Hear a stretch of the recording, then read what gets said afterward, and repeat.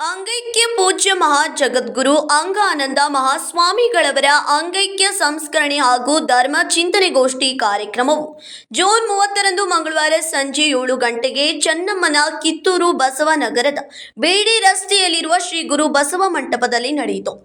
ಕಾರ್ಯಕ್ರಮವು ಮಡಿವಾಳ ರಾಜಯೋಗೇಂದ್ರ ಮಹಾಸ್ವಾಮಿಗಳು ಮತ್ತು ದೇಗುಲಹಳ್ಳಿಯ ಅಂಬಡಗಟ್ಟಿಯ ಶ್ರೀ ಗುರು ಮಡಿವಾಳೇಶ್ವರ ಮಠದ ಮಹಾತಪಸ್ವಿ ವೀರೇಶ್ವರ ಮಹಾಸ್ವಾಮಿಗಳು ದಿವ್ಯ ಸಾನ್ನಿಧ್ಯ ವಹಿಸಿದರು. ಧಾರವಾಡದ ಹೈಕೋರ್ಟ್ ನ್ಯಾಯವಾದಿ ಕೆಎಸ್ ಕುರಿಶೆಟ್ಟರ್ ಅವರು ನುಡಿನಮನ ಸಲ್ಲಿಸಿದರು.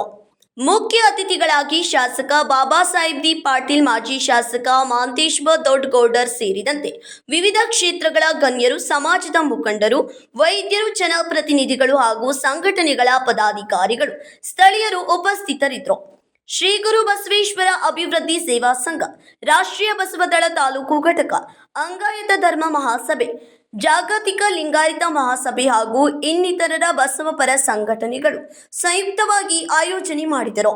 Iranna Doddamani, KMM Kannada news, Kittur.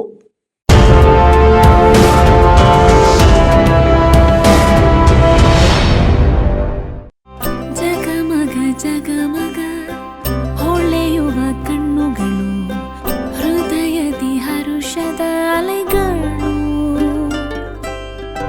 ಬಂದಿದೆ ಶುಭಗಳಿಗೆ, ಪ್ರೀತಿಯ ಗಳಿಗೆ, ರೇಷ್ಮೆಯಲ್ಲಿ ಸುತ್ತಿದ ಸ್ವರ್ಣಗಳಿಗೆ. BS Channabasappa and Sons, The Textile Mall, Tilakvadi, Belagavi.